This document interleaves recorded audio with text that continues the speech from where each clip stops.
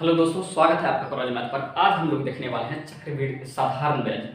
आज हम साधारण ब्याज के क्या करेंगे, पढ़ेंगे। सब पूछा हुआ क्वेश्चन है, अगर ये देख लिया ना तो फिर आपको क्या होगा, प्रॉब्लम नहीं आएगा इस तरह के सवाल में। आप लोग सिर्फ शुरू से अंत तक बने रहिए और देखिए कितना मजा आता है पढ़ने में। तो आ जाइए, ये पूरे पूछा हुआ ग्रुप का क्वेश्चन है ना। देखिए पहला सवाल क्या बोलता है, जो आपको दिखा रहा है ना कि 6% वार्षिक ब्याज की दर से 2500 रुपये पर 2 साल 3 महीने में कितने ब्याज मिलेगा होगा, समझिए ना। तो देखो साधारण ब्याज बराबर जो होता है, साधारण ब्याज बराबर जो होता है वो क्या होता है,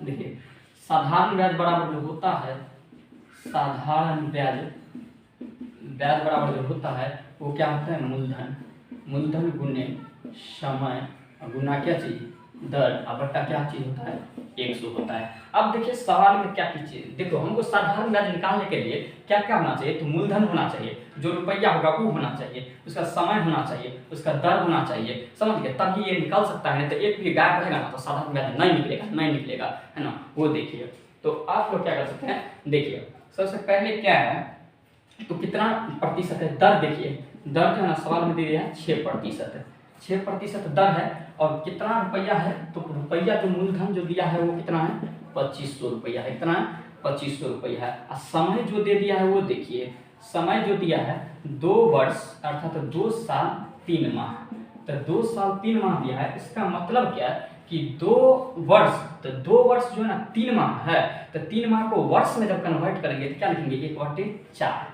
अच्छा बताइए, तो 3 वर्ष जो है ना, 3 माह जो है ना 1/4 वर्ष होगा कि नहीं होगा, होगा। इसको पूर्णांक में तोड़ लो, 4 दूनी 8 क्या हो जाएगा, 9 बट्टा क्या लिखेंगे, 4 वर्ष, क्या लिखेंगे, 4 वर्ष। अब देखिए इसका क्या पूछ रहा है, ब्याज, तो हम क्या निकाल देंगे, ब्याज बराबर क्या होता है बताइए, ब्याज बराबर होता है, ये देखिए मूलधन कितना रुपया है, 2500, तो यहाँ देखिए क्या चीज, 2500 गुना समय कितना है, तो 9/4 वर्ष, 9/4 वर्ष। उसके बाद देखिए दर कितना है, 6%, बट्टे क्या चीज, 100। अब देखिए जो कटेगा उसे क्या कर देना है, काट देना है। तो देखिए ये 00 से 00, अब देखिए इसको काटेंगे तो यह 2 दूनी 4 3 दूनी 6। अब देखिए 25 या 75, तो 75 को 9 से गुना, बट्टे में क्या हो जाएगा 2, तो 75 को 9 से गुना करेंगे तो क्या होगा, 9 5 45, बच जाएगा 4, 9 7 63 4 67, अब बट्टे क्या चीज 2, तो इसमें 2 से भाग दो तो कितना आएगा, 3 दूनी 6, तो 3 दूनी 6, फिर 3 दूनी 6, 7 दूनी 14, 5 दूनी 10, कितना आएगा, ये आ जाएगा 337 पॉइंट क्या आ जाएगा, 5 इसका क्या हो जाएगा, ब्याज हो जाएगा। चलिए हम लोग क्या करते हैं, अगले सवाल है कि 1600 की राशि पर 10 वर्षों में कितना ब्याज प्राप्त होगा यदि ब्याज का दर कितना हो, 7.25 हो, कितना हो, 7.25। तो देखो सबसे पहले हमको ब्याज निकालने के लिए क्या होना चाहिए, तो मूलधन समय दर तीनों चीज होगा तभी निकलेगा, नहीं तो नहीं निकलेगा। तब आ जाइए, ये रुपया जो दिया है वो मूलधन कितना दे दिया है, मूलधन 1600 रुपया दे दिया है। अब देखिए 10 वर्ष के लिए समय कितना दे दिया है, समय जो है ना 10 वर्ष दे दिया है, 10 वर्ष।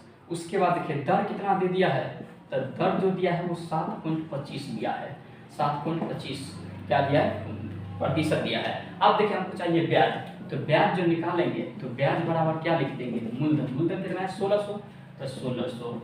अब देखिए समय कितना है, तो 10 वर्ष, तो 10 वर्ष। देखिए दर कितना है, तो 7.25, अब बट्टे क्या चीज, 100। अब देखिए अगर पॉइंट उठाएंगे 7 पर से कितना, ये पॉइंट है, पॉइंट पर से कितना अंक है, 2 अंक है, तो ये क्या करेंगे, उड़ा देंगे, तो इसको उड़ाएंगे तो क्या लिखेंगे, 00 लिखेंगे। अब देखिए ये 00 से 00, 10 से 10। अब देखिए 8 दूनी 16, 5 दूनी 10, 5 से इसको काट दो, ये 1 हो जाएगा। उसके बाद क्या हो जाएगा, 5 का 20 और 5 25, तो 8 गुना क्या हो जाएगा, 145। अब उसको गुना कर दो, समझे ना, 8 5 40 के क्या हो जाएगा 0, बच जाएगा कितना 4। उसके बाद 8 चौक 32, 4 क्या हो जाएगा 36, बच जाएगा कितना 3। उसके बाद 8 और 3 क्या हो जाएगा 11, 8 का 8 और 3 11, अर्थात 1100 कितना आ जाएगा 60, इसका क्या आ जाएगा, ये ब्याज आ जाएगा। चलिए हम क्या करते हैं, अगले नंबर सवाल पे मिलते हैं। पूछा है कि 4.5 वार्षिक साधारण ब्याज की दर से 4600 रुपये पर 5 वर्षों में कितना ब्याज होगा। तो देखिए सबसे पहले हम बता दिए यहाँ दर कितना दिया है, तो दर जो दिया है ना वो 4.5% दिया है दर। उसके बाद देखिए ये रुपया के कितना दिया है, मूलधन जो दिया है वो कितना दिया है, तो 4600 रुपया मूलधन दिया है। अब देखिए कितने वर्ष के लिए समय दे दिया है, 5 वर्ष के लिए। कितने वर्ष के लिए? 5 वर्ष के लिए। अब देखिए हमको यहाँ से ब्याज पूछेगा, तो ब्याज क्या करेंगे, फटाफट निकाल देंगे। तो ब्याज बराबर जो होता है वो क्या करेंगे, ब्याज इक्वल टू लिखेंगे मूलधन। तो मूलधन कितना है, 4600 रुपये, तो 4600 रुपये। समय कितना दे दिया है, 5 वर्ष, 5 लिखेंगे। उसके बाद देखिए दर कितना दिया है, 4.5, तो 4 क्या लिखेंगे, 5 लिखेंगे। अब बट्टे में क्या चाहिए, 100। अब देखिए ये पॉइंट हटाएंगे तो पॉइंट के बाद एक ही अंक है, 5 ही है केवल, तो एक क्या करेंगे, यहाँ 0 देंगे। अब देखिए डबल 0 से डबल 0, 5 दूनी क्या हो जाएगा, 23, 23 दूनी क्या हो जाएगा, 46, तब बच जाएगा 23 गुना क्या चाहिए, 45। अब इसको गुना कर दो, तो इसको जो गुना करेंगे तो कितना हो जाएगा, 5 या 15, 5 दूनी 10, 11 हो जाएगा, 4 ये 12, और उसका 4 दूनी 8, 1 9, इसको 5 3 9 1 10, कितना हो जाएगा, 1035। कितना आ जाएगा, 1035 आ जाएगा। समझ में आ गया है ना। चलिए क्या करते हैं हम लोग अगले। देखिए अगला सवाल है, एक राशि समान साधारण ब्याज के दर पर 5 वर्षों में क्या होता है, 457 रुपया। तो देखो गौर से देखिएगा, 5 वर्षों में जो हो जाता है, कितना हो जाता है, 457 रुपया। कितना हो जाता है, 457 रुपया।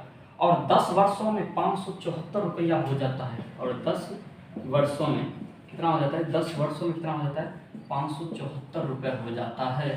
तब हमको पूछ रहा है कि वो राशि कितना है, अर्थात मूलधन कितना है, वही हमको क्या करना है, मूलधन निकालना है। तो देखिए आप लोग देखिए, सबसे पहले 5 वर्ष में होता है कितना, 457, और 10 वर्ष में होता है कितना, 574।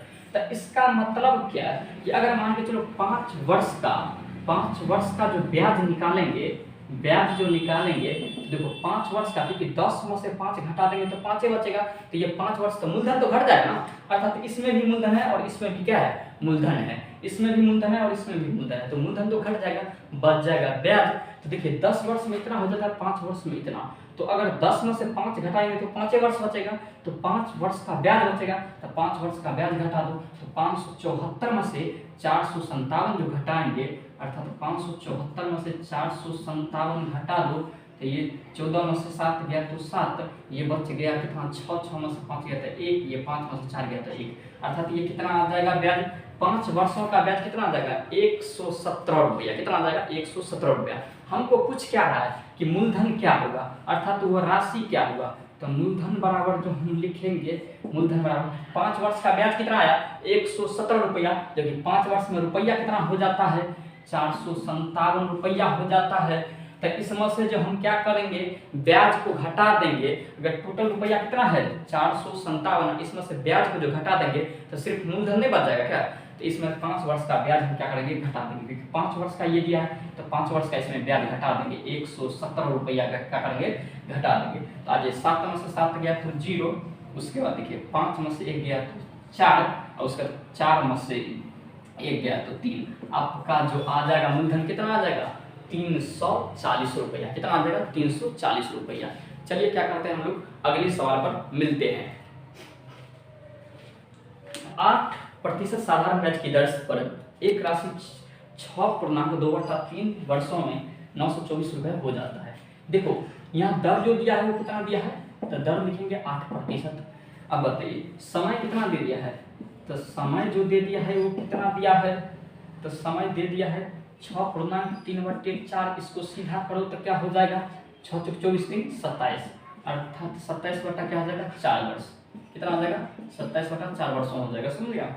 उसके बाद देखिए ये जो हो जाता है 8% के दर से 27 बटा 4 वर्षों में, या चाहे 6.3/4 वर्षों में जो रुपया जो हो जाता है वो कितना होता है, 924। तो 924 यहाँ क्या दिया है, सब मिला के ना, अर्थात आप जो दिए थे मूलधन वो और ब्याज सभी जो आपको मिलाकर रुपया दिया वो कितना दिया, 924 रुपया। तो इसका मतलब ये दिया क्या, तो मिश्र धन। क्या दिया, मिश्र धन दिया। क्या दिया, मिश्र धन। तो मिश्र धन किसको बोलेंगे, तो मूलधन प्लस ब्याज। क्या करेंगे, मूलधन प्लस ब्याज को हम क्या बोलेंगे, मिश्र धन बोलेंगे। तो अब आ जाइए यहाँ मूलधन तो हमको नहीं ना पता है, तो मूलधन कितना मान लेंगे, मूलधन बराबर कितना मान लेंगे, 100 रुपया। क्या मानेंगे, 100 रुपया। हम क्या बोले थे कि मिश्र धन किसको बोलेंगे, मूलधन प्लस ब्याज को।